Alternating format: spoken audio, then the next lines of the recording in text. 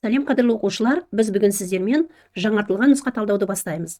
Бүгінгі нұсқа талдау негізінде слифтерден келген сіздерді қызықтырған көптеген сұрақтарды талдап өтеміз. Сыртқы қабатында 5 электрон болатын элементтер. Оқушылар, біз сыртқы қабатындағы электрондарды білу үшін әрқашан нені пайдаланамыз?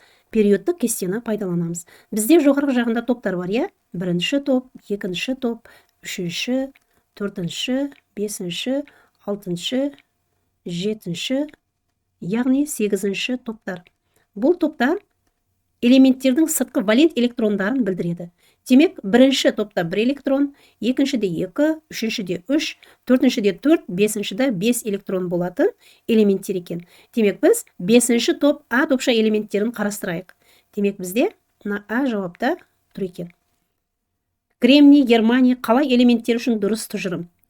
Мына бетте қалай өзгеріп жатыр қасиеттер? Соған мән берейік, иә? Бізде қасиеттер өзгеруін әрқашан периодтық кестені пайдалана отырып біз талдайтын боламыз. Яғни кремний, германий қалай бізде периодтық кестеде қалай орналасқан? Олар периодта орналасқан ба, әлі де топта орналасқан ба? Соған мән беруіміз керек болады. Демек, периодтық кестеге қарайтын болсаңыздар, олар бізде топ бойынша төменге қарай орналасқан екен. Бұл дегеніміз, мысалы, ядро болатын болса, оның төңірегінде нелер орналасқан? Энергетикалық деңгейлер орналасқан. Демек, бізде 3-ші, 4-ші, 5-ші топтар деңгейлерде орналасқан элементтер мынандай түрде салсақ болады, суреттерін. Мысалы, мына 1-ші деңгей, 2-ші деңгей, 3-ші, 4-ші, 5-ші деңгей. Енді ойлаңыздаршы, мына 3-ші деңгейде бізде кремний тұр. Ал 4-ші деңгейде бізде германий тұр.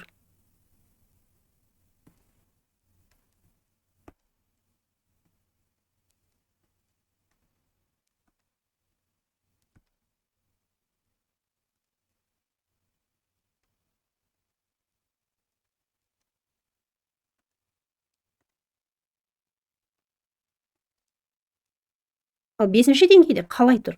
Демек, мына ядродан арақашықтықты қарайтын болсақ, 3-ші деңгейде тұрған кремнийге қарағанда, 4-ші деңгейдегі германий, 5-ші деңгейде тұрған қалай? Әрине арақашықтығы үлкен. Бұл дегеніміз, олардың мына ретте несі артып жатыр екен? Радиусы артып жатыр. Енді мына жаққа қарап көрсек, бізде энергетикалық деңгейде электрон саны, бұл емес, атом радиусы артады. Демек, мына сұрақ біздің жауабымыз болады.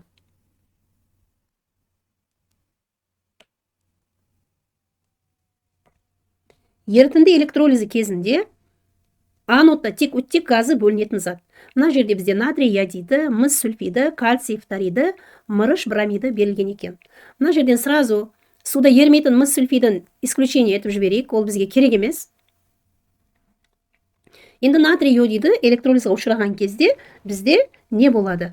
Әрине, анодта бізде йод бөлінеді, ал катодта сутек бөлінеді.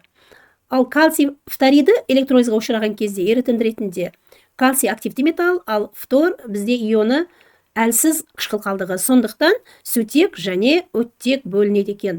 Бұл жерде су бізде не болады? Электролизға ұшырайды. Ал мырыш бромидін алатын болсақ, бұл жерде де бізде ерітіндіде мырыш және сутек катодта, ал анодта болса бром галоген ретінде, газ ретінде бөлінеді. Бұл деген сөз бізге керекті жауап, дұрыс жауап кальций фториді. С жауабы екен.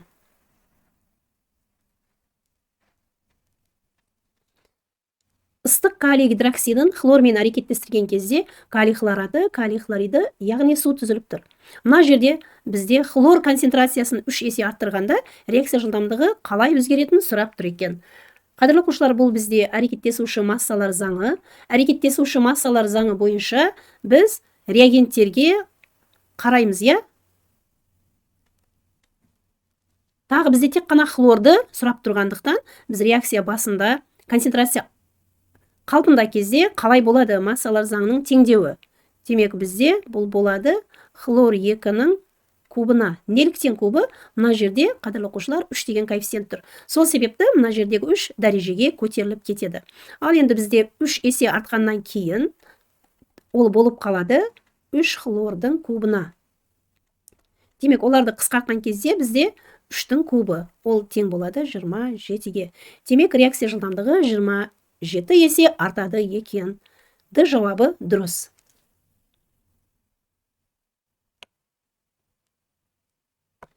оқушылар қышқылдық негіздік теория туралы Бернстед, Лаури, Арениус, яғни Луис теорияларын біз білеміз, иә. Сол туралы сұрақ келген екен.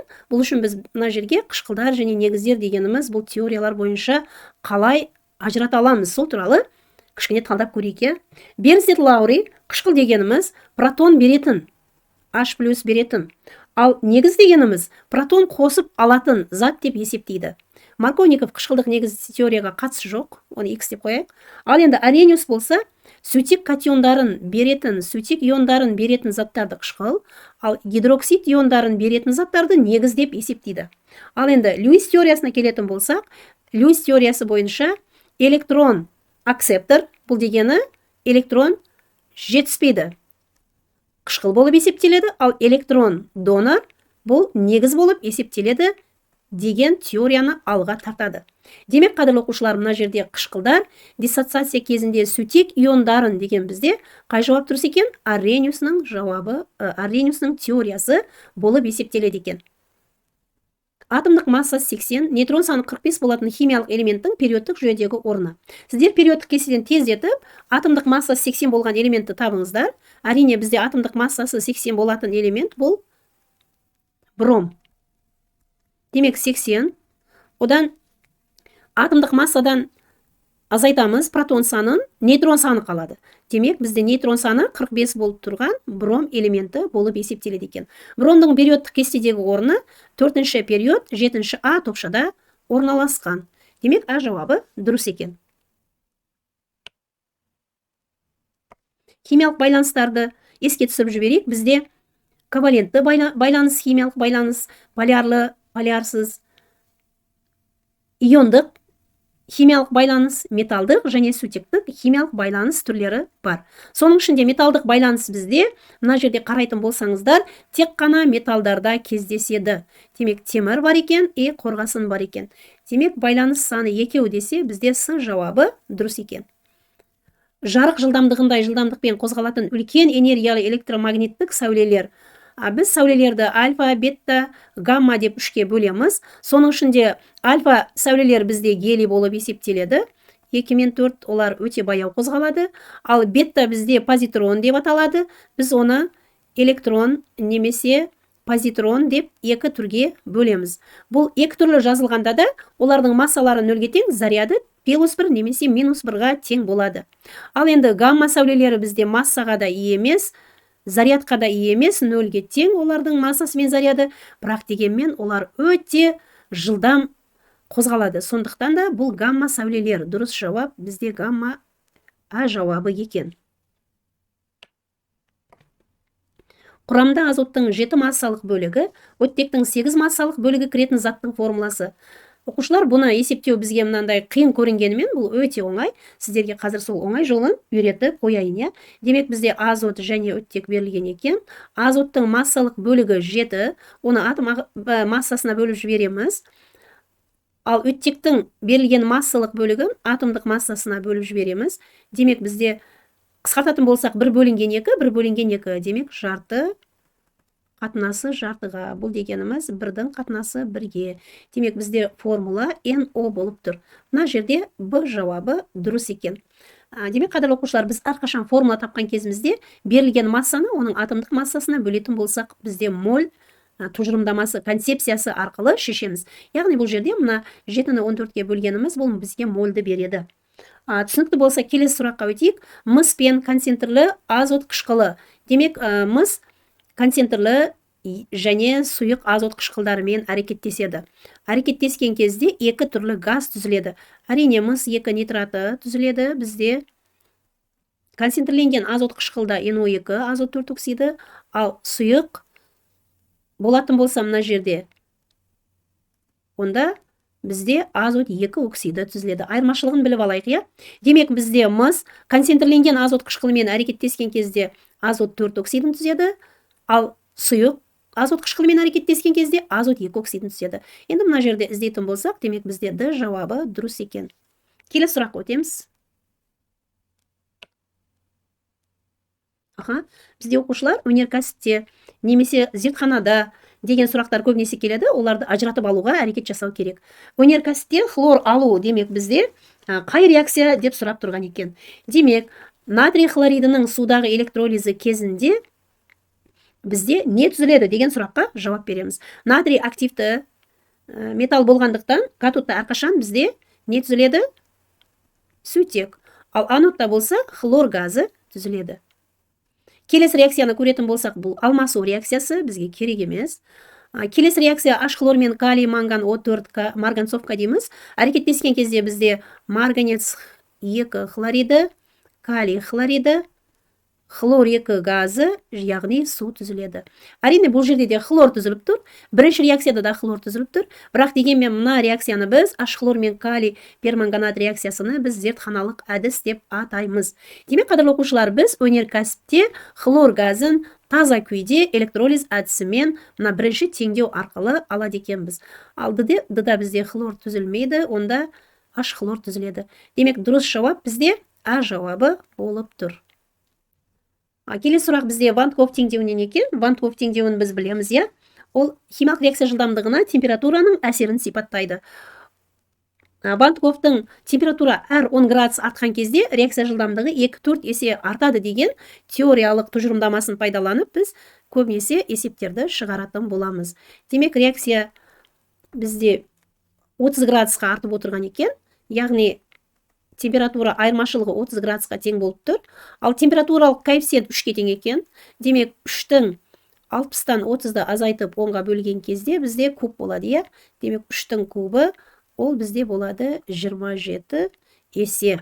Демек, реакция жылдамдығы 30 градусқа көтерілген кезде жылдамдық 27 есе артады екен. Бұл бізде Б жауабында тұр екен.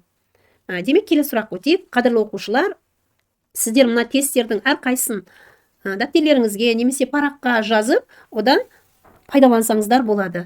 Негізі бұл сұрақтардың барлығы бізге күрделі болсын, оңай болсын, бірақ дегенмен олармен жұмыс жасағанда әрине ол біз үшін оңай болып кетеді. Сол себепті көп жұмыс жасаудан ешқашан жалықпайық.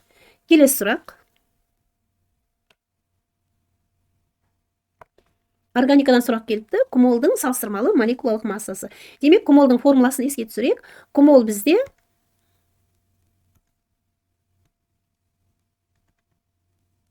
мынадай құрылысқа ие. Оның екінші бір атауы да бар, иә? Изопропил бензол деп те атаймыз. Демек, мына жерде бізде С1, 2, 3, 4, 5, 6 және 3-ті қосатын болсақ С9. H бізде мына жерде 5-еу, ал мына жерде 7-еу, сондықтан да H 12. Демек, біз кумолдың молекулалық массасын табатын болсақ, 9-ды көбейтеміз 12-ге, ол бізде болады 108. Оған 12-ні қосып жібереміз. Демек, 120 болады екен. Грамм бөлінген мол немесе массаның атомдық бірлігі. Демек, бізде Б жауабы дұрыс екен.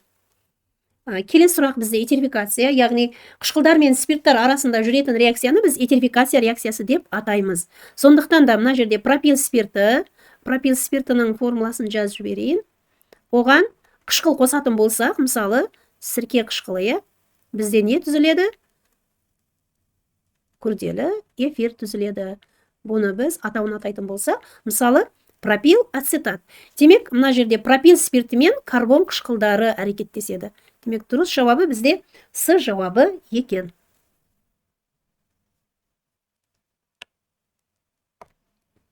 Оқушылар, бізде амин қышқылдар тақырыбымен танысқан кезімізде алмасатын 10 қышқыл бар, алмаспайтын 8 қышқыл, яғни шартты алмаспайтын тағы 2 қышқыл бар екен білеміз.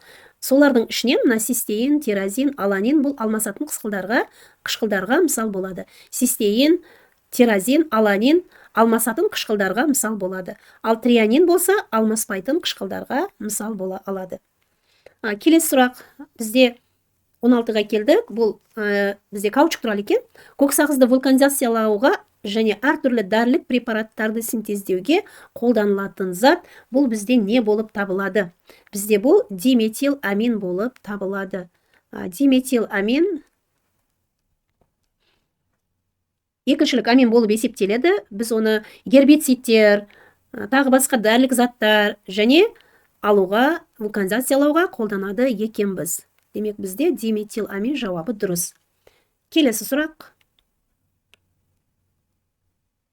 Оқушылар кейінгі кезде бізде алюминдан сұрақ көп келіп жатыр деп, оқушыларымыз бірақ мазасы кетіп жатыр. Бірақ негізі алюмин деген тақырып өте біз ойлағандай күрделі емес. Оны түсініп алатын болсақ, оны жеп-жеңіл шеше аламыз. Мына жерде бізде күкірт қышқылының 80%-дық 122,5 грамм ерітіндісіне 320 грамм күкірт алты оксидін қосты. Түзілген алюминдағы SO3-тің массалық үлесі дейді. Демек, оқушылар алюмин туралы менің ютубта көптеген видеоларым бар, бейне сабақтар, оларды көруіңізге болады. Қазір мен сіздермен мына есепті шешудің бір оңай жолын ұсынатын боламын. Демек, басында біз алюмин не екенін біліп алайық, иә? Алюмин дегеніміз бұл күкірт алты оксидінің күкірт қышқылындағы ерітіндісі. Мысалы, ас тұзы ерітіндісі дейтін болса, ас тұзы еріген зат су еріткіш. Ал мына жерде бізде SO3 еріген зат, ал күкірт қышқылы еріткіш болып есептеледі. Неліктен біз алюминді мынандай түрде аламыз деген сұраққа алюмин алу теориясы деген видео сабағым бар, соны көріңіздер. Алюмин алу теориясында күкірт қышқылы алудың барлық этаптары нақты түсіндірілген. Соны көрсеңіздер, артынан кейін мына алюминдің есептерін оңай шеше аласыздар. Демек, бастайық онда. Күкірт қышқылының массасын тауып алайық басында.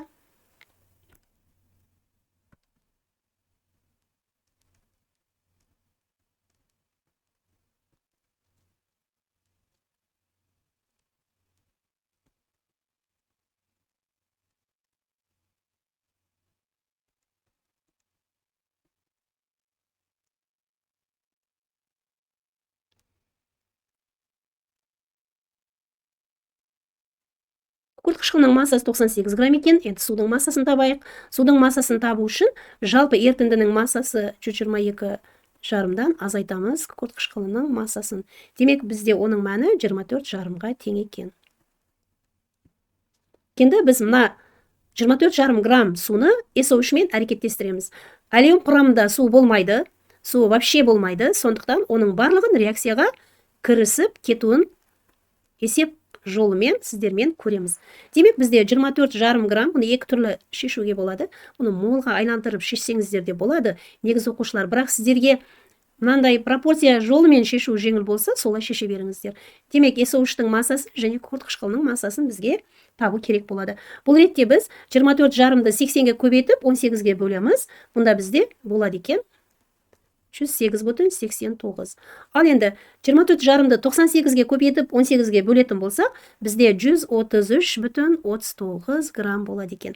Демек, біз SO3 және күкірт қышқылы массаларын тауып алдық. Ал енді бізге 320 грамм күкірт оксиді, күкірт алты оксиді қосылған деп тұр. Ал бізде қажеті 108,89 грамм сумен әрекеттесіп кетті. Демек, SO3-тің артық массасын тауып алайық, иә? Артық қалған массасын табу үшін 320 грамм, одан азайтамыз 108,89-ды.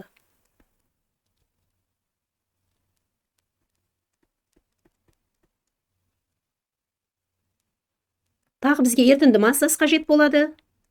Ерітінді массасына жоғарыға қараңыздар. 122,5 бізде күкірт қышқылының ерітіндісі бар еді. Оған біз қостық 320 грамм SO3-ті. Демек, оларды қосамыз.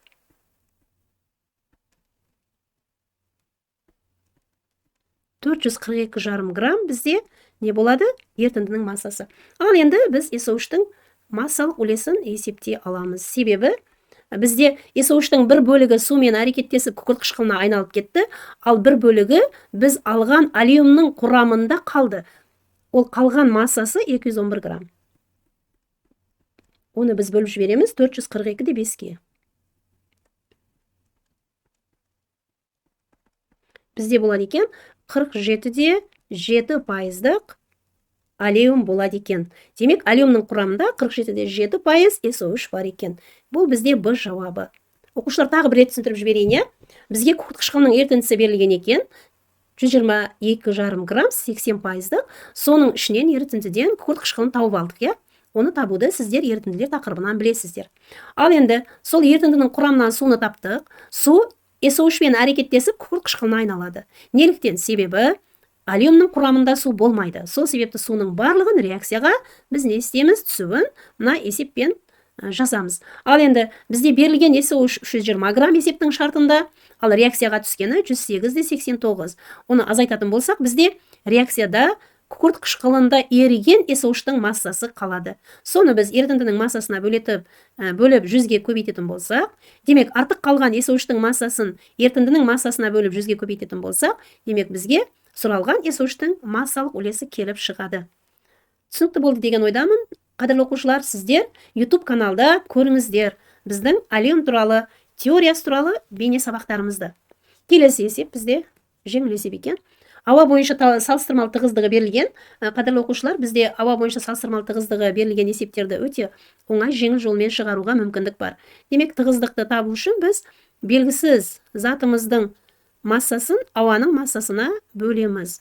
Мына жерде бізде берілген болса, оның массасы мәні 2,69-ға тең екен. Енді сол жерден біз белгісіз заттың массасын тапатын болсақ, D көбейген М ауа. Бұл екеуі де ауаныкі болып есептеледі. Демек, 2,69-ды көбейтеміз 29-ға. Бізде 2,69-ды 29-ға көбейткенде 78 болады екен. Демек, біз енді подозрение етіп жатырмыз, бұл бензол шығар деп. Бірақ оны тағы да бір тексеріп жіберейік. Мысалы, бензол болатын болса, оның теңдеуін жазып жіберейік. Мына 6SO2 плюс 3H2O болады. Мына жерде өттегі бізде 12, 15 болғандықтан, мына жерге 15 бөлу 2 деп қоя салайық. Ал енді бізге берілген екен, қарайтын болсақ, 13,2 грамм SO2 дейді. Демек, 13,2 грамм. Оны 44-ге бөлетін болсақ, бізде мол кеп шығады. 2,7 грамм су берілген екен, оны 18-ге бөліп жіберсек, соның да мол кеп шығады. Молдарын тапсақ, бұл 0,3 мол екен, ал мынау 0,15 мол екен. Демек, мына SO2-ның құрамында ол 0,3 мол SO2-де 0,3 мол С көміртек болады. Сондықтан да N көміртек тең 0,3 мол деп атай аламыз. Себебі бір атом болып тұр. Ал суда енді кішкене өзгеше болады. Неге? Себебі мына жерде төменде 2 деген сан тұр. Сондықтан 0,15-ті көбейтем 2-ге тең, ол да 0,3 болады. Демек, менде С және H атомдарының қатынасы 0,3-тің қатынасы 0,3-ге, немесе 1-дің қатынасы 1-ге. Ал біз массаны тауып қойдық, мына жерде 78 деп, ол шынымен дұрыс екен. 78 болса, значит 6-ның қатынасы 6-ға болады. Демек, біз іздеген зат мына жерде D-да тұрған екен. D жауабы дұрыс, ол бензол. Оқушылар, сіздерге түсінікті болды деп ойлаймын. Бұл күрделі емес, оңай есеп болғандықтан. Бізде органикадан тізбекті айналым келіп жатыр. Тізбекті айналымды оқушыларымыз көбінесе шешкен кезде қиналады. Бірақ, неорганикадан екен, кешіріңіздер. Неорганиканың тізбекті айналымы, бірақ қысқа ғана, онша ұзын емес. Қазір сіздермен көреміз. Бұл реакция бізге таныс реакция. Демек, темір S2 пирит. Біз оны жаққан кезде бізде темір 3 оксиді, яғни күкірт 4 оксиді түзіледі. Біз бұл реакцияны білеміз, көп қолданамыз. Ал енді SO2-ні толықтырғанда бізде SO3 түзіледі. Қараңыздар, мына теңестіруда мұқият болуымыз керек. Неге десеңіздер, бізде мына жерде 4 пириттан 8 SO2 шығып тұр дегеніміз, бұл 1-ден 2 шығып тұр дегенмен бірдей. Ал енді SO3-ті сумен әрекеттестіргенде бізде күкірт қышқылы түзіледі. Қадірлі оқушылар, енді сұраққа назар аударайық. Демек, бізде X заты не деп тұр? Демек, біз SO2-ні алдық, SO2-ні тотықтырып, SO3 алдық. Демек, бізде SO3 X заты екен. X заты күкірт 6 ангидриді. Демек, бұл жауабы дұрыс. Келесі бізде қоспа берілген екен, қадірлі оқушылар. Демек, қоспалар туралы да YouTube каналда бізде көптеген есептердің шешілу жолдары берілген, өте керемет берілген, оңай жолдармен шешкенбіз, соларды көріңіздер. Біздің оқушылар көбінесе тыңдаушылар YouTube-дан көреді біздің бейне сабақтарды, бірақ подписация етпейді. Енді сіздер сол сабақтарды көрген кезде подписация етіңіздер, оның кең таралуына үлес қосыңыздар, себебі оның сауабын аласыздар. Ол қаншалықты көп подписчик жиналса, демек соншалықты көп адам оны көре алады. Ал енді мына есепті шешейік. Алюминий мен мыстан тұратын қоспа, құйма деген енді қоспаның бір түрі, бұл да берілген екен бізде. Демек, оны шешіп тастайық. Демек, алюминий мен мыстан тұратын құйманы сілті ерітіндісімен өңдегенде. Демек, алюминий, яғни мысты сілтімен өңдеген екен. Мыс сілтімен реакцияға түспеді, оны жақсы білесіздер. Енді алюминиймен шешіп шығамыз, бұл реакцияны. Демек, алюминий бізде амфотерлі десек болады, екі дайлы металл болып есептеледі, сондықтан ол қышқылда да негізде де әрекеттесу қабілетіне ие. Қышқылдармен де әрекеттеседі, негіздермен де әрекеттеседі. Бізде бұнда не түзіледі? Натрий металлюминаты плюс сутек газы бөлінеді. Мына екі. Теңестіруге мән беріңіздер. Әрине, реакция тең болмаса, бізде қате болады.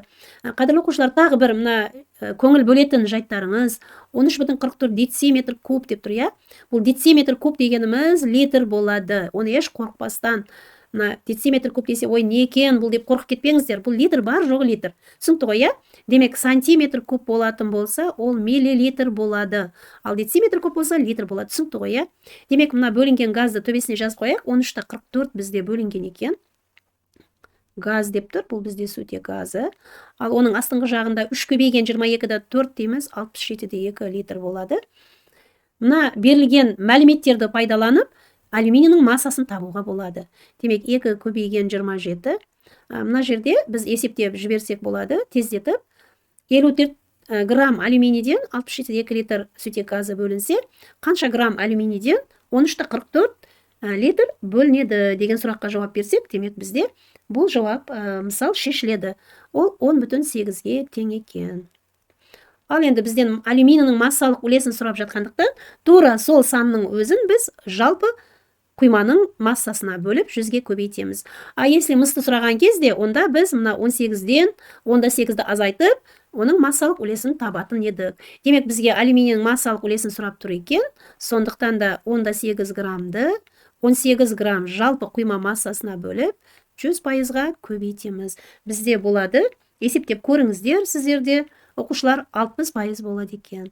Демек, мына жерде қарайтын болсақ, А жауапта 60% деген бізде тұр. Демек, А жауабы дұрыс екен. Келесі. 21-ші сұрақ бізде 12,5% алюм алу үшін көлемі 54,95 сантиметр куб. Тығыздығы 1,82 грамм сантиметр куб күкірт қышқылының 91% ерітіндісіне қанша грамм перит қажет дейді. Күкірт 4 оксидінен күкірт 6 оксидін алу шығымы 75%. Қадірлі оқушылар, мен бүгін сіздерге әлем тақырыбына байланысты керемет бір лайфхак ұсынғалы отырмын.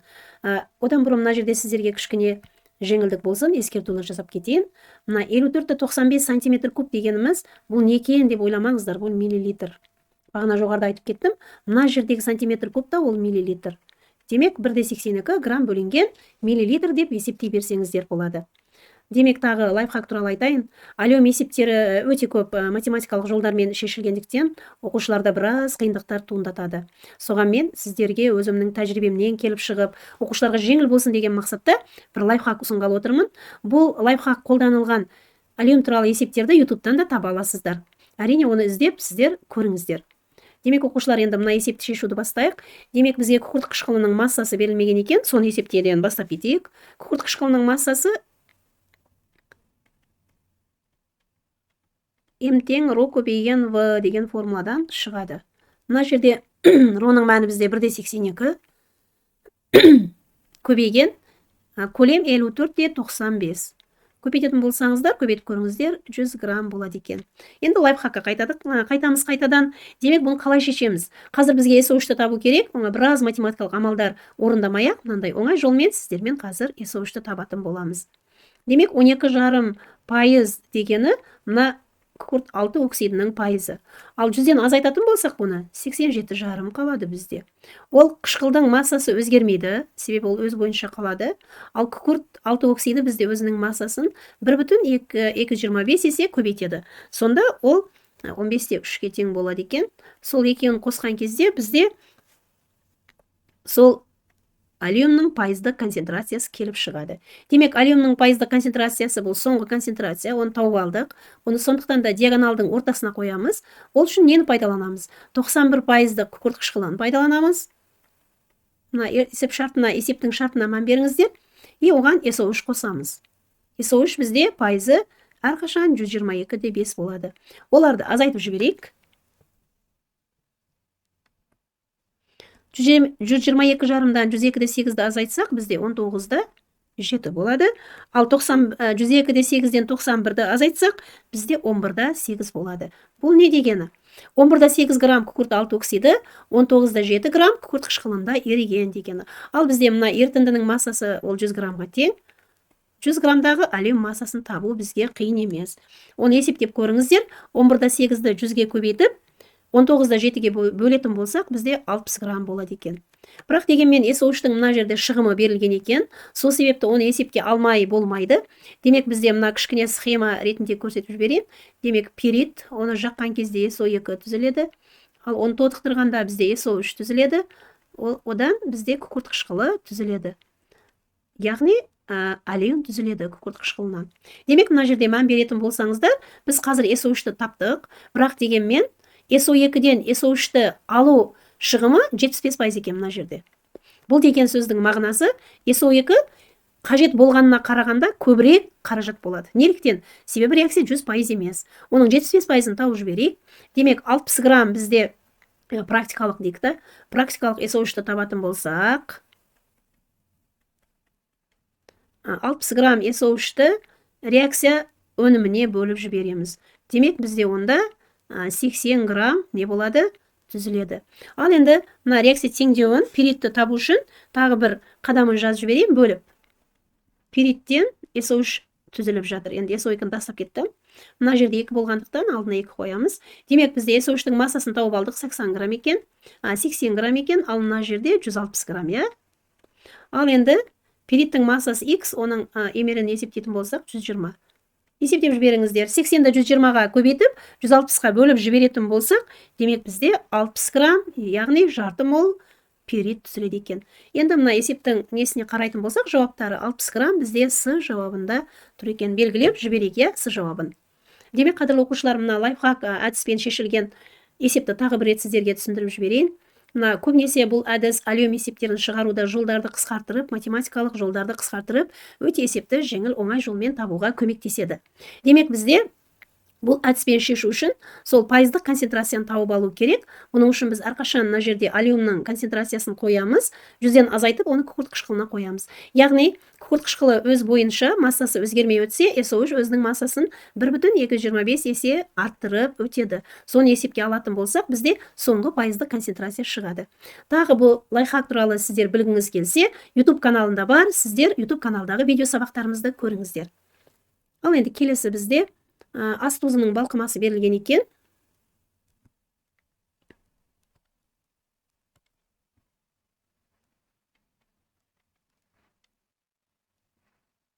Балқыма дегенде су болмайды. Соған мән беріңіздер. Яғни катод және анодта натрий мен хлор бөлінеді. Неліктен? Себебі бұл жерде су жоқ. Демек 11-да 7 килограмм дейді. Ал оның емері 58 жарым, 2-ге көбейтсек 117 болады. Әрине грамм бөлінген мол, оны жазбай-ақ кесе берейін, уақыттан үнемдейік. Натрийдің массасын сұрап жатыр. Демек, мына жерде 46, 2 көбейген 23. Есептеп жіберіңіздер. 11-да 7-ні 46-ға көбейтіп, 117-ге бөлетін болсақ, 4-те 6 шығады. Бірақ дегенмен бұл бізде жауап емес. Неге? Себебі мына жерде шығым тұр. Оқушылар, демек бізде өнімді табу керек болса, әрқашан шығымға біз көбейтеміз. Оны бірақ 100-ге бөліп жіберіңіздер. Мысалы 85%-ді 0,85 деп ала аласыздар.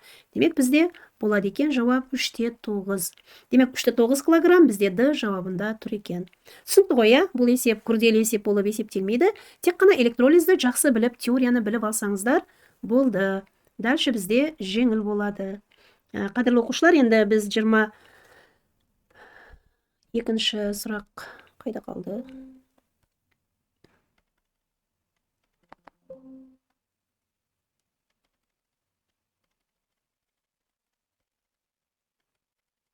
Аха, 21-де, 22-де шешкен екенбіз. Енді 23-ші сұрақ. Аха, демек 23-ші сұрақта бізде қандай сұрақ екен? Қоспалар екен. Қадірлі оқушылар, YouTube-та біздің қоспалар туралы да біраз видео сабақтарымыз бар. Оларды көрсеңіздер болады. Қоспалардың әртүрлі деңгейіне байланысты ол жерде бізде көптеген есептер шығарып YouTube-қа қойғанбыз. Солармен жақсылап танысыңыздар, көріңіздер. Яғни көп нелерді, есептерді шығару жолдарын, оңай жолдарын үйренесіздер. әрине біздің көмегіміз тисе өте қуанышты боламыз. Сіздерге сол 40 балдан 40 сұрақтан 50 балл алу үшін барлық көмегімізді аямаймыз. Тек қана оқушылар, сіздер біздің видеоларды көрген кезде подписаться етіп қойыңыздар. Неліктен? Біріншіден, оны көп адам көре алады, екіншіден сауабын аласыздар. Сіздер сияқты оқушылар, мұғалімдер сол контенттерден пайдалансын, олар көбірек жайылсын, таралсын деген мақсатта подписация етіңіздер. Мен байқадым, біздің көп көрермендер подписация етпей көреді екен. Сол себепті енді подписация етіп, содан кейін көріңіздер, жарай ма? Келесі бізде қоспа берілген екен, құмырсқа қышқылы және сіркальдегидінің қоспасы. Оны аммиактағы, күміс оксидінің аммиактағы ерітіндісімен өндеген. Бұнда бізде 43-2 грамм металл тұнбаға түскен. Демек, бастапқы қоспадағы сірке альдегидінің массалық үлесі дейді. Әрине, бұл біраз математикалық жолдары бар есеп, бірақ дегенмен күрделі есепке кірмейді. Біз бұны әрекет жасап шеше аламыз. Демек, теңдеулерін жазып жібереміз, иә? Бізде құмырсқа қышқылы да сірке альдегиді де екеуі де күміс оксидімен әрекеттеседі. Бұнда бізде құмырсқа қышқылы сумен көмір қышқыл газына ыдырап кетеді, яғни тұнбаға күміс түседі. Ал тура сондай сірке альдегиді немесе этанол дейміз. Мынаны арасын сәл ашып жазайыншы. Неге десеңіздер, қазір жоғарғы жағына қойған кезімізде кішкене проблема болып қалмасын, иә?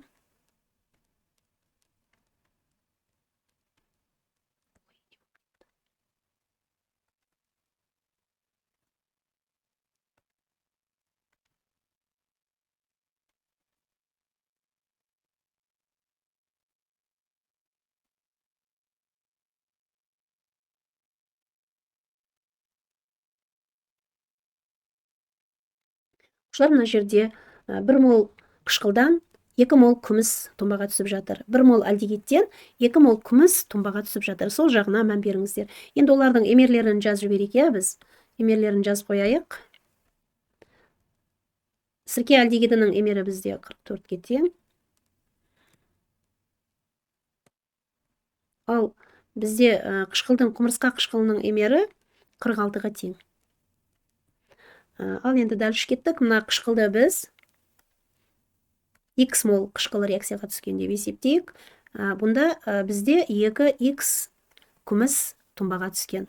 Ал сірке альдегидін Y мол деп есептейік. Бұнда бізде 2Y тұнбаға түскен. Ал енді біз мына массаларды мол арқылы мынандай жолмен жазсақ болады. Теңдеу құрып жіберейік, иә?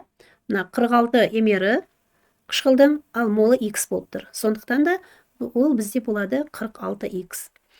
Ал сірке альдегидінің молы Y мол, ал емері 44. Сондықтан да 44Y. Олардың жалпы массасы мына жерде тұр 8,9 грамм. Ал енді дәлше, мына жерде күміс оксидінің аммиактағы ерітіндісінің әрекеттескенде тұнбаның массасы неғылған екен, бізде берілген екен. Оған да теңдеу құрып жібереміз. Бірақ бұның үшін біз мына 43,2 грамм металды неге айналдыруымыз керек? Молға айналдыру керек.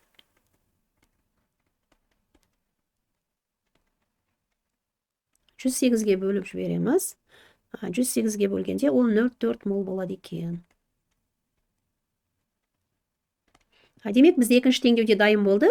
Мына бірінші теңдеуде 2X, екіншісінде 2Y болады. Екеуінің қосындысы 0,4 мол болады.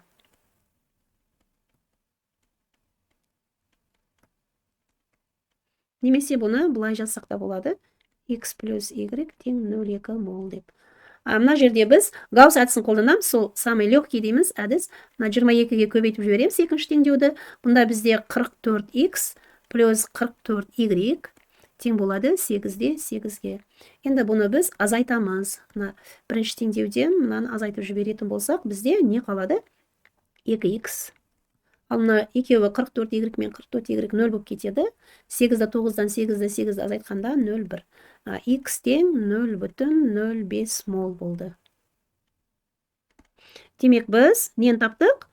Қышқылдың молын тауып алдық. Ал енді Y-ді таба аламыз. Мына жерде 0,2-ден азайтамыз.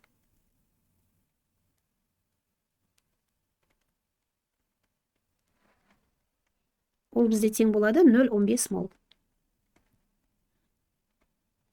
Демек біз X және Y-ді тауып алдық. Яғни олардың мәнісі бізге мәлім болды. Мына X-іміз тең екен 0,05 молға, мынау. Ал Y-іміз тең екен бізде 0,15 молға. Енді спокойно массаларын таба аламыз. Демек бізге мына жерде сірке альдегидінің массалық үлесі керек болғандықтан, оның массасын тауып жіберейік, иә? Оның молы бізде 0,15 мол болды. 0,15-ті көбейтеміз оның емеріге. 44-ке тең болады 6,6 грамм. Ал енді массалық үлесті табамыз. Массалық үлесті табу үшін массаны, альдегид массасын бөлеміз жалпы қоспаның массасына. Бізде қоспаның массасы 8-де 9 еді, иә? И 100-ге көбейтеміз. Демек, мына жерде альдегид массасы бізде тең болады 6-да 6, ал қоспаның массасы тең болады 8-де 9.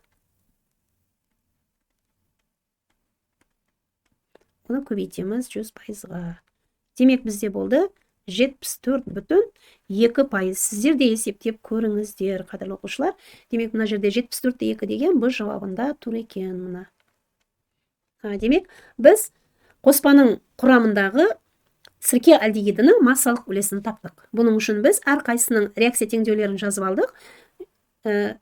Бұл реакция теңдеуін жазған кезде олардың әрқайсының молдарына көңіл бөліп назар аудардық. Теңдеу құрастырдық. Теңдеулер 2 теңдеу болды бізде. X және Y, 2X плюс 2Y. Әрине олардың массасы және молы мәлім болғандықтан теңдеуді шешіп шықтық. Яғни жауабы 74,2 болды. Сіздерге түсінікті болды деген ойдамын. Келесі бізде 24-ші сұрақ. 24-ші сұрақ жеңіл сұрақ екен. Магний және мыс ұнтақтарын бұл оқушылар қоспаның бір реакция ғана болатын түрі болып есептеледі. Яғни мына жерде магний және мыс беріліп отыр, бірақ фосфор қышқылымен олардың тек қана біреуі реакцияға түседі. Бұл ретте тізбектелген реакция емес, сондықтан да бұл бізге күрделі болмайды. Демек, біздің екі металдың мыс, мысалы, ол фосфор қышқылымен әрекеттеспейді. Неліктен? Себебі фосфор қышқылымен әрекеттесіп, сутек ығыстырып шығармайды. Сутектен кейін орналасқан болғаны үшін. Демек, енді магниймен реакцияны жазып жіберейік.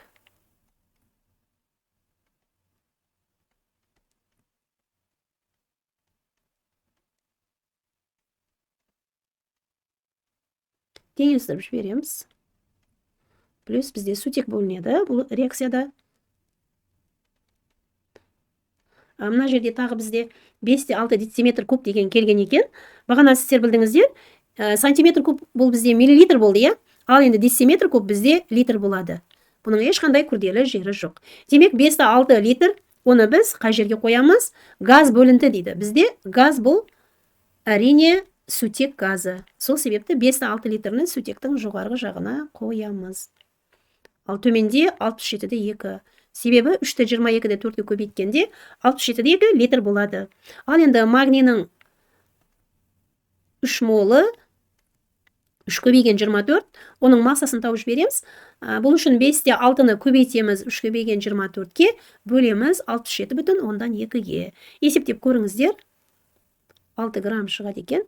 Демек, 6 грамм бізде магний қоспаның құрамындағы металл. Ал енді қоспадағы мыстың массалық үлесі дегендіктен біз мыстың массасын тауып жіберейік. Жалпы қоспаның массасы 12-ден азайтамыз, реакцияға түсіп кеткен магнийның массасын. Ол да 6 грамм екен. Ал енді W-ны табу үшін массаны бөлеміз құйманың массасына. Яғни көбейтеміз 100%-ға. Бізде бұл болады екен 50%. Демек, бұл есепте А жауабы дұрыс екен. Демек, қоспа жеңіл қоспа болды. Неліктен? Себебі реакцияға тек қана бір металл түсті, ал екіншісі түскен жоқ. Сол себепті бұл жеңіл қоспа болып есептеледі. Оқушылар, келесі бізде органикадан фенол және этанол қоспасы екен. Бұл ретте біз олардың химиялық қасиеттеріне мән беруіміз керек болады. Олардың химиялық қасиеттерін жақсы білетін болсақ, бізде ешқандай кедергі болмайды. Ал енді шешейік. Мына жерде 4,48 дециметр куб деп тұр. Бұны да бағана айтқандай литр деп ала бересіздер. Фенол мен этанол қоспасын натриймен толық әрекеттестіргенде демек 4,48 литр сутек газы түзілді. Дәл осындай массадағы фенол мен этанол қоспасын натрий гидроксидімен өңдегенде 17,4 грамм тұз түзілді. Бастапқы қоспадағы фенолдың массалық үлесі қандай? Демек бұл реакцияны шешу үшін біз фенол және этанол әр қайсысын натриймен әрекеттесу теңдеулерін жазамыз.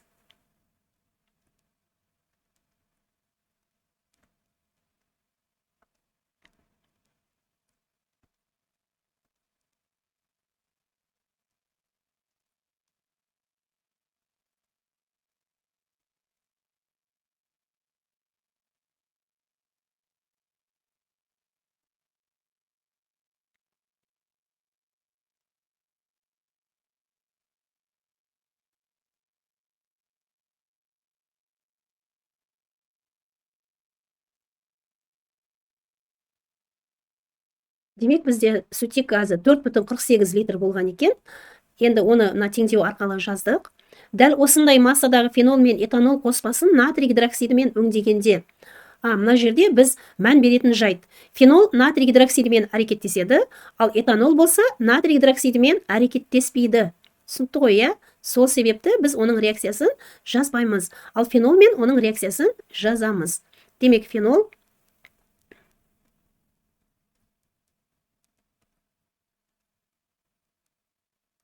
натрий гидроксидімен әрекеттескен кезде натрий фенолят тұзын түзеді.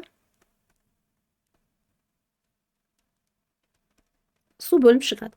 Енді мына жерде тұздың массасы берілген. 17-де 4 дейді. Сол 17,4 граммны пайдаланып, біз қазір сіздермен мына фенолдың массасын тауып алатын боламыз. Енді натрий фенолятының массасы бізде есептеп көріңіздер 116 екен. Ал фенолдың массасы 94. Оны көп қолданамыз, білесіздер, иә? 94-ті 17-де 4-ке көбейтіп, 116-ға бөліп жіберсек, бізде болады екен 14. Демек, фенолдың массасын таптық, енді оның молын тауып алайық, иә? Зат мөлшерін тауып алайық.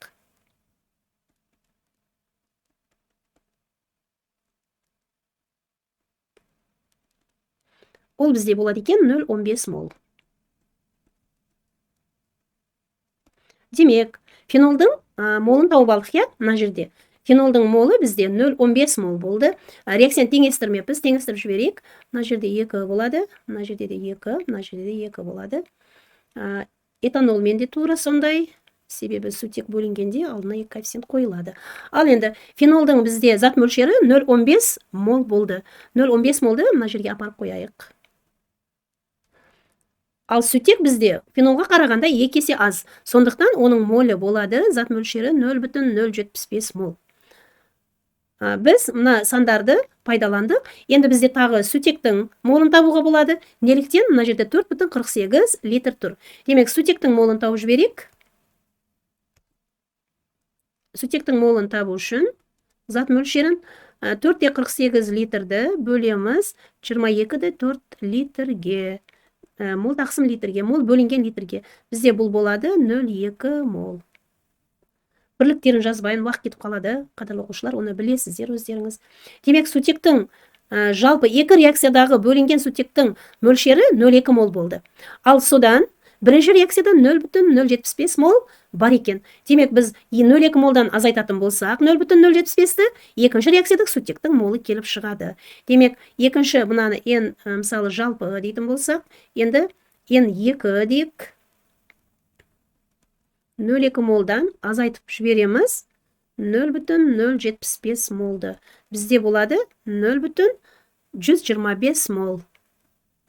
Бұл екінші реакциядағы сутектің молы болды. Мына жердегі. Демек, 0,125 мол сутек екінші реакцияда бөлінді. Оны 2-ге көбейтетін болсам, этанолдың мөлшері келіп шығады. Оны 2-ге көбейтсем 0,25 мол.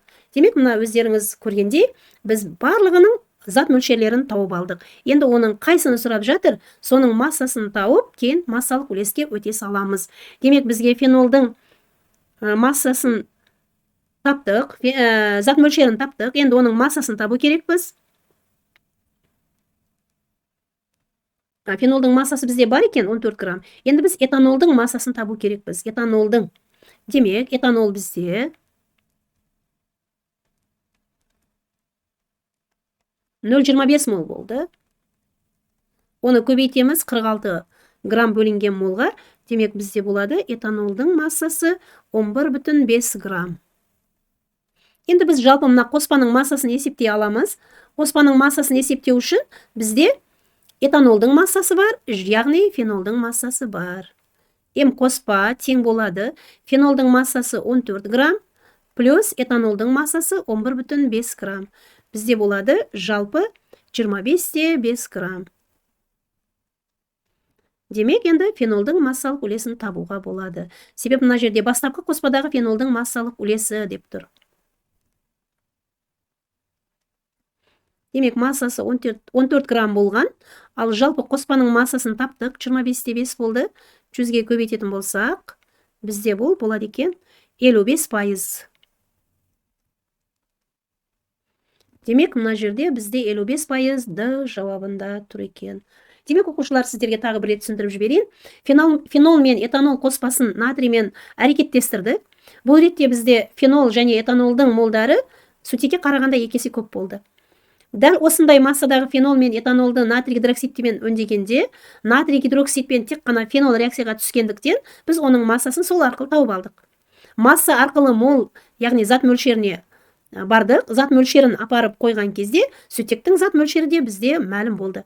Ал енді мына сутектің мөлшерін жалпы бөлінген сутек зат мөлшерден азайтқан кезде, екінші реакциядағы сутектің зат мөлшері де табылды. Сол арқылы біз этанолдың молын тауып алдық. Яғни, этанолдың зат мөлшері арқылы оның массасын таптық. Олардың екеулерінің фенол және этанолдың массаларын қосып, қоспаның массасы, яғни сол арқылы фенолдың массасын қоспаның массасына бөліп, оның бастапқы қоспадағы массалық үлесін таптық. Оқушылар, демек, сонымен бізде 25 сұрақ аяқталды. Енді бізде контекст. Контекст негізіндегі тапсырмаларда белгісіз заттарды анықтау керек екен. Оқушылар белгісіз заттарды анықтау үшін химиялық қасиеттерді жақсы білу жеткілікті болады. А, Б, С, Д әріптермен белгіленген 4 сынақта келесі заттардың ерітінділері берілген. Натрий гидроксиді, натрий нитраты, азот қышқылы, барий нитраты. Бірақ қай сынақта қандай зат бар екені белгісіз. Оларды анықтау үшін бізге қосымша реагент X заты берілген. Ол түссіз ерітінді. X заты сілтілік жер металдар топшасында орналасқан 12 электроны бар металл сульфатының ерітіндісі. Заттарды анықтауда эксперименттер жүргізілген. Нәтижелері мына бізге ұсынылып отыр.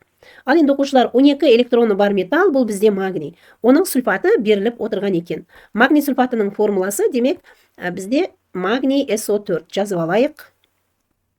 Магний SO4 А, Б, С, Д заттарымен әрекеттескенде 2 ақ тұнба түзеді екен. Бұл ақ тұнбалардың біреуі бізде болуы мүмкін магний гидроксид. Ал екіншісі болуы мүмкін барий сульфаты. Неліктен біз мына тұнбаларды болжап отырмыз? Себебі натрий гидроксиді бар болғандықтан, магний сульфаты мен натрий гидроксиді ақ тұнба магний гидроксидін береді. Барий нитраты болғандықтан, магний сульфаты мен барий нитраты барий сульфат ақ тұнбасын береді. Ал енді қалған заттарды мына келесі қасиеттерден болжап көрейік. Магний гидроксиді қышқылда ериді. Демек, мына жерде Д ерітінді дегеніміз бізде қышқыл болып тұр. Қышқыл демек бізде жоғарыда берілген қараймыз, азот қышқылы екен. Барий сульфаты қышқылда да ерімейді, басқа заттарда да ерімейді. Сондықтан да барий сульфаты деп болжады. Бірақ дегенмен екі жағдайда реакция жүрмейді деп тұр. Бұл мысалы магний сульфаты мен натрий нитраты әрекеттескенде, яғни азот қышқылы әрекеттескенде реакцияның белгілері сыртқа көрінбейді. Сондықтан да бұл жерде реакция белгілері көрінбегендіктен жүрмейді деген не тұр? Сипаттама тұр. Ал енді демек заттарды біз болжадық, оларды жазып алайық өзіміз үшін. Демек бізде А заты болды, натрий гидроксиді. Б заты болды, натрий нитраты. С заты болды, барий нитраты. Д заты азот қышқылы. Демек біз заттарды болжап алдық, келесі тапсырмаларды орындауға көшейік. X заты құрамындағы металл әрине магний сульфат болғандықтан бұл магний. 0,5 маляр 200 мл X затына артық мөлшерде алынған А затын қосқанда түзілген ақ тұнбаны толық ерітуге жұмсалатын Д затының ерітіндісін сұрап отыр. Демек, реакция теңдеуін жазып алайық. X заты бізде магний сульфаты. Бізде А затын қосқанда, оған натрий гидроксидін қосқанда, магний гидроксид тұнбасы және натрий сульфат тұзы түзіледі. Ал енді мына жердегі тұнбаны толық ерітуге бізге қышқыл HNO3 қажет болады. Әрине бұнда бізде магний нитраты, яғни су бөлінеді.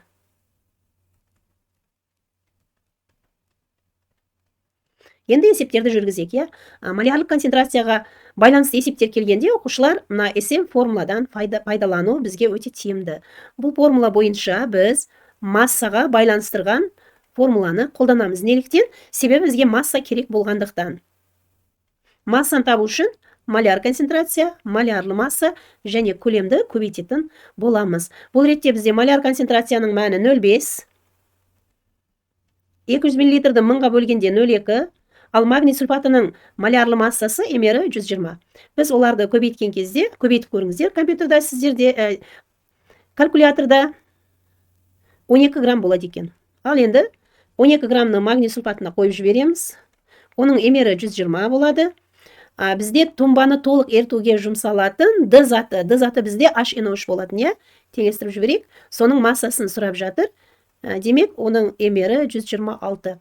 63-ті 2 көбейтеміз. 120-да 126 болса, 12-де бізде 12,6 грамм азот қышқылы бөлінеді. Оқушылар, мына жерде сіздер ерітінділер тақырыбы бойынша есептерді шешкен кезде көбінесе еріген затты ерітіндіге айналдыру мәселесі сіздер үшін күрделі көрінеді. Негізі бұл өте оңай. Яғни біз ерітіндінің массасын табу үшін еріген затты бөлеміз W-ға.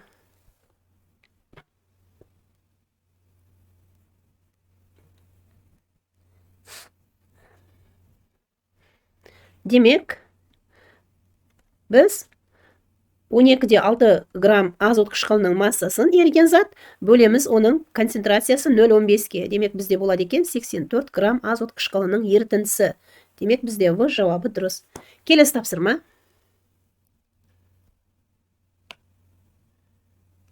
Мәтінде сөз болған С заты бізде барий нитраты. 29-да тағы жоғарыдағы сияқты моляр концентрацияға есеп келген екен. X затына, яғни магний сульфатына С затын қосқанда, С заты бізде барий нитраты.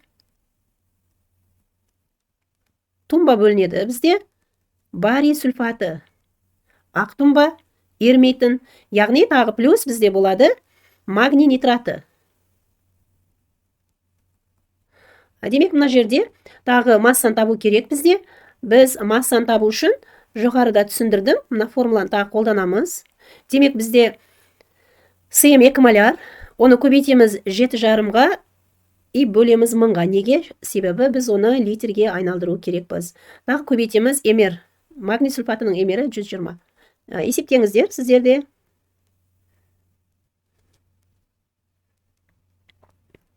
1,8 грамм болады екен. Демек, 1,8 грамм бізде магний сульфатының массасы, оның емері 120, ал бізден тұнбаның массасын сұрап тұр, я, X. Ал мына жерде 233. Демек, ем барий сульфаты бізде 1,8-ді 233-ке көбейтіп, 120-ға бөліп жібересіздер, болады екен 3,495. Калькулятормен есептеп жіберіңіздер. 3,495-ке. Или мына жерде тестке қарайтын болсақ, бұл бізде D жауабы 3,5 екен. Белгілеп жіберейік. Соңғы тапсырма. Б затының ерітіндісіндегі лакмустың түсі. Демек, бізде Б заты натрий нитраты болған. Енді біз мынаны елестетіп жіберейік. Ол натрий гидроксиді ерітіндісінен, яғни HNO3 ерітіндісінен құралған тұз. Бұл екеулері натрий гидроксиді, HNO3 азот қышқылы, екеуде күшті қышқылдар, бір-біріне күштері тең. Сондықтан да гидролиз жүрмейді бізде, реакцияға түспейді гидролиз реакциясына. Демек, лакмустың түсі өзінің түсімен, яғни күлгін түспен қалады. Демек, оқушылар, біз контексті аяқтадық. Сіздер үшін моляр концентрацияға байланысты кішкене проблемалар болған болса, олардың бәрін түсініп алдыңыздар деп ойлаймын. Келесі тапсырмаға өтеміз.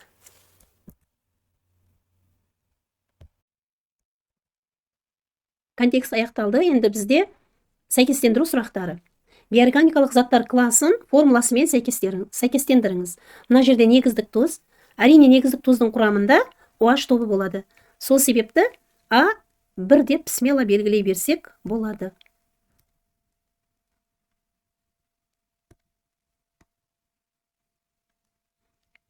Ал қышқылдық оксид бізде хлор жет оксиді, хром О3 оксидтері, себебі оларға сәйкес келетін қышқылдар бар. Заттар, оның ерекше реакциясымен сәйкестендіріңіз заттарды. Мысалы, глюкозаның реакциясы полимерлену, жоқ. Алкогольді ашыту, я. Себебі глюкозаны алкогольдік немесе спирттік ашыту арқылы біз этанол аламыз.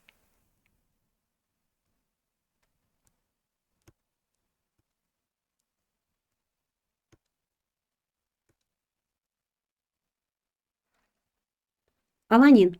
Аланин амин қышқылы болып есептеледі. Ол пептидтерді түзеді. Демек, бұл сұрақтар оншалықты күрделі емес дегенмен, бірақ сәйкестендіру сұрақтарында химиялық қасиеттерін білу қажет болады. Реакция нәтижесінде түзілген жай заттар әрекеттесетін заттар жұбы. Демек, бізде натрий бромиді хлормен әрекеттескенде жай зат ретінде бром түзіледі. Бром литий йодидімен әрекеттеседі, бұнда йодты ығыстырады. Ал калий гидроксидімен әрекеттеседі, бұнда бізде калий гидроксидінің ыстық немесе суық болуына қарай әртүрлі өнімдер түзіледі. Демек, ада бізде бір екен, Келесі, марганец 4 оксиді аш хлормен әрекеттескенде жай зат ретінде хлор түзіледі. Ал хлор калий бромиді темір 3 хлориді әрекеттеспейді. Хлор натрий гидроксидімен әрекеттеседі, барий бромидімен де әрекеттеседі. Яғни бром газын ығыстырады. Демек, үшінші жауап дұрыс екен. Органикалық қосылыстар мен олардың әрекеттесуінен түзілген өнімдерді сәйкестендіріңіз. Сірке қышқылы пропанол мен күрделі эфир түзеді. Яғни пропил ацетаты түзіледі. Демек, төртінші.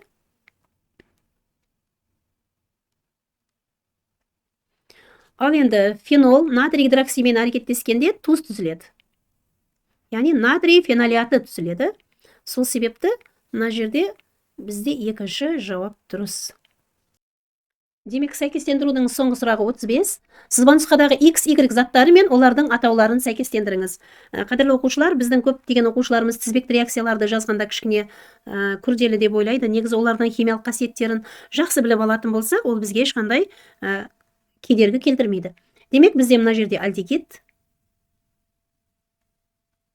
Альдегидтерден біз, мысалы, этил бромидін алу үшін этанол алуымыз қажет.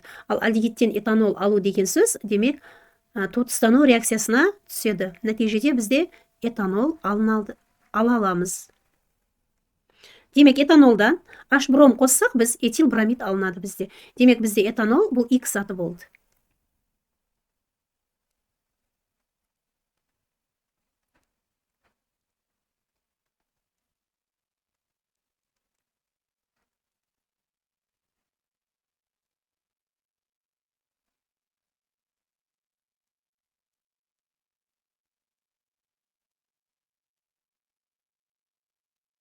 Брометанны гидрогалогендеу, дегидрогалогендеу арқылы минус H бром дейміз, этилен алу мүмкін.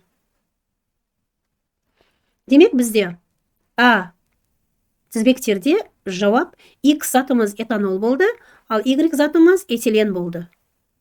Этанол и этилен. Демек, үшінші жауап дұрыс екен.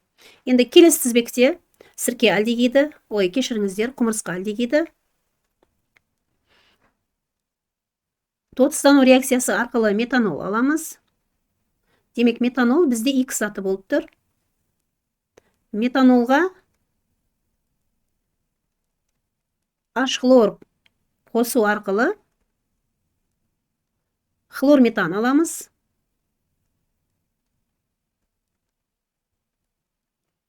Ал хлор метан, 2 мол хлор метан фьюз реакциясына түсіп, этанды түзеді. Ал этанға H хлор қосу арқылы, хлор этан алуға болады. Демек, бізде екінші тізбекте X заты метанол болды, ал Y заты этан болды. Демек, метанол және этан. Демек, кешіресіздер, ана біріншісінде 1 деп қойыппын ғой, мына 3 екен. 3. Ал Б 1. Демек, себебі бізде метанол және этан болып тұр. Демек, 35-те А3 Б1 болып тұр екен. Енді бізде сәйкестендіру сұрақтары аяқталды, оқушылар. Барлық органикалық, бейорганикалық заттардың химиялық қасиеттері, атаулары, изомерлерін жақсы біліп алатын болсақ, бізге ешқандай сәйкестендіру қорқынышты емес. Оп-оңай шешіп тастаймыз. Ал енді бізде теориялық сұрақтар. Бас квант саны дейді. Бізде 4 квант сан бар, иә? Демек, бас квант саны, орбитал квант саны, спин квант саны және магнит квант саны. Демек, олардың әрқайсының өзінің характеристикасы және сипаттамалары бар. Демек, орбиталдың өлшемін анықтайды. Әрине, бас квант саны орбиталдың өлшемін анықтайды. Неліктен? Себебі бірінші деңгейде бас квант саны бұл период санына тең. Бірінші периодта орналасқан элемент және төменде жетінші периодта орналасқан элементпен олардың радиустары, яғни өлшемдері тең болмайды. Сондықтан да орбиталдың өлшемін анықтайды. Орбитал пішін сипаттайды, бұл емес, бұл орбиталдық квант сан. Магнит өрісінде, бұл да емес, энергетикалық деңгейше, бұл да емес, өз осынан айналу мүмкіндігін, бұл спин квант саны, энергетикалық деңгейін анықтайды. Я, демек, энергетикалық деңгейін анықтайды. Демек, АФ жауаптары дұрыс екен. Келесі сұрақтар. Аммиак пен көміртек диоксидінің сулы ерітінділерде сәйкесінше қасиеттері дейді. Аммиак әрине негіз, дұрыс, мына жерде, бірақ бейтарап емес. Тағы қай жерде? Я, мына жерде негіз бар екен. Көміртек диоксиді SO2 бұл қышқылдық оксид. Мына жерде демек қышқылдық және негізді. Е жауабы дұрыс екен. Сабындану реакциясына қатысатын және түзілетін заттар. Демек, қадірлі оқушылар, сабындану реакциясы деген бізде май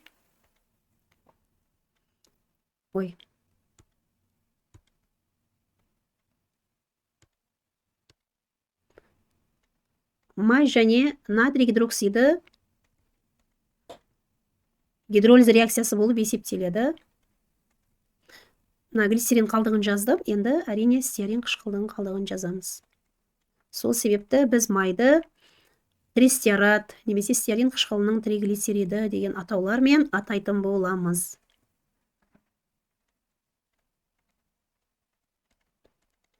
Сілтілік ортада гидролиз. Нәтижеде екі өнім түзіледі. Бірінші өнім бізде глицерин, ал екінші өнім әрине сабын.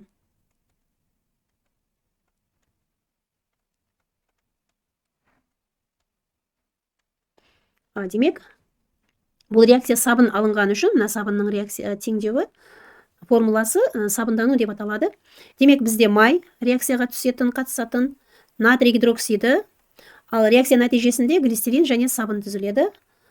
Демек, мына жерде натрий стеараты деп берген екен. Үш жауапты не екен? Тест екен. Демек,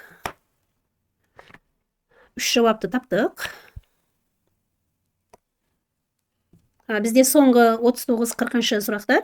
Мына жерде қарасаңыз, этан, X, Y, Z сірке қышқылы. Әрине, бұл жерде этаннан біз хлорлау арқылы не аламыз? Хлоритан аламыз. Хлоританнан біз не аламыз? Этанол аламыз. Этанолды мыс оксидімен тотықтырып, біз не аламыз? Әрине, альдегид аламыз. Себебі альдегидтен күміс айна реакциясы арқылы сірке қышқылы алынады. Демек, мына жерде бізде X заты C2H5 хлор, мына бар екен. Y заты этанол, мына Y заты.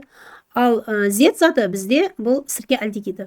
Мына жерде сірке альдегидін кішкене өзгертіп жазған екен ғой. C2, мына H4O. Демек, Z заты бізде, Z заты альдегид екен. Түсінікті ғой, оқушылар. Демек, бізде соңғы пластинкадан келген екен есеп. Соны шешеміз қазір. Оқушылар, демек, пластинка есептері оқушылар үшін күрделі көрінгенімен, негізі оны шешу қиын емес. Пластинка есептерінің өте бір жеңіл, оңай жолы бар. Қазір сіздерге соны үйретіп қоямын. Содан кейін пластинкадан қорқмайтын боласыздар, қорқпастан шешіп тастайсыздар. Демек, қадірлі оқушылар, бізде 40 грамм пластинка мыс 2 сульфатының 100 грамм ерітіндісіне батырылды дейді. Біраз уақыттан кейін пластинка өскен массасы 41,6 грамм болған. Пластинка бетіне қонған мыстың массасын және реакция аяқталғаннан кейін тұз, мыс, темір сульфатының массалық үлесін сұрап тұр екен. Демек, оқушылар, басында біз реакция теңдеуін жазып алайық, иә?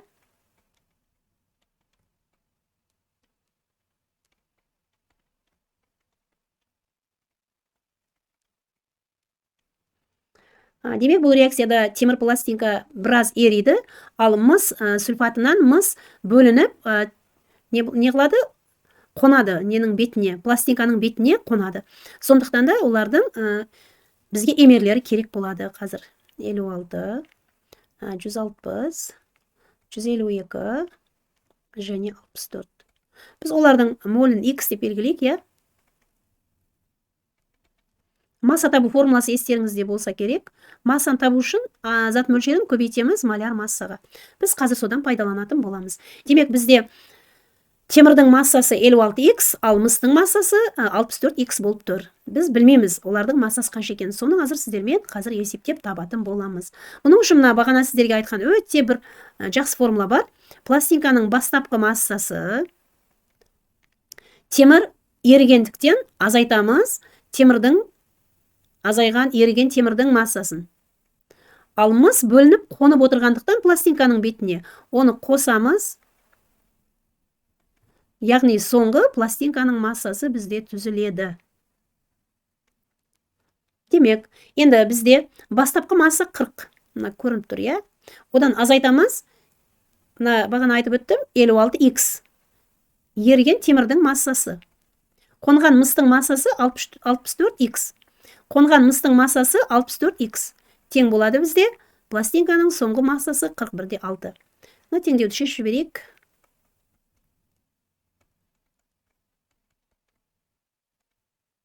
1,6-ны 8-ге бөлсек 0,2 мол болады. Демек, енді біз смело массаларын таба аламыз, иә? Массаларын табатын болсақ, бізде қандай болады? Масса темір 0,2-ні көбейтеміз 56-ға. Тең 11,2 грамм болады. Ал массамыз 0,2-ні көбейтеміз 64-ке. Демек, 12,8 грамм. Демек, мына жерде қонған мыстың массасын сұраған еді. Біз тауып алдық уже қонған мыс массасын.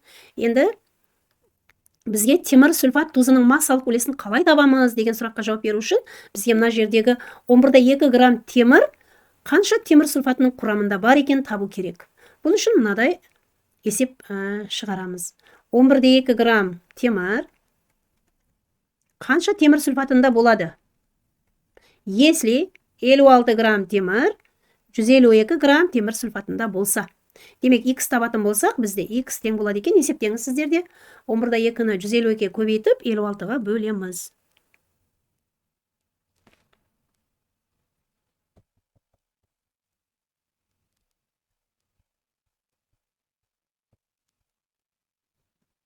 $30,4 грамм болады екен.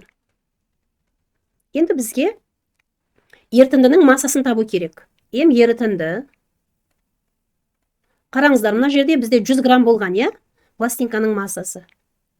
Оған 12,8 мыс қонды. И 11,2 темір азайды. Демек, 112,8, одан азайтамыз 11,2-ні, 101,6 грамм ерітіндінің массасы болды. Демек, біз енді темір сульфатының массасын таба аламыз. Неге? Себебі бізде 30,4 грамм темір сульфатының массасы, ал 101,6 грамм бұл ерітіндінің массасы. Оны 100-ге көбейтетін болса, есептеп жіберіңіздер. 29,9% болады екен. Демек, оқушылар, менің ойымша өте күрделі емес, мына жерге дейін 0,2 молға дейін өте оңай. Енді қалғанын кішкене логикамен жұмыс жасау керек. Яғни, олардың 0,2 мол әрқайсының граммдарын тауып алдық. Содан кейін темірді темір сульфатына айналдырдық, яғни оның массасын тауып алдық. Ерітіндінің массасын қонған мыс және еріген темір массаларын есепке ала отырып таптық. Соңында темір сульфатының массалық үлесін таптық. Демек, бізде қонған мыс массасы 12,8 жауап болды, ал темір сульфатының массалық үлесі 29,9 болды. Демек, қадірлі оқушылар, мына бүгін тыңдаушылар, бүгінгі біздің нұсқа талдауымыз аяқталды. Сіздерден өтініш, мына нұсқа талдауды көп оқушылар көру үшін, таралу үшін тастаңыздар группаларға, таныстарыңызға, достарыңызға. Яғни, барлығымыз химиядан өзімізді қинайтын сұрақтарға жауап алайық. Тестте тек қана 50 балл алу бізге нәсіп етсін. Сау болыңыздар.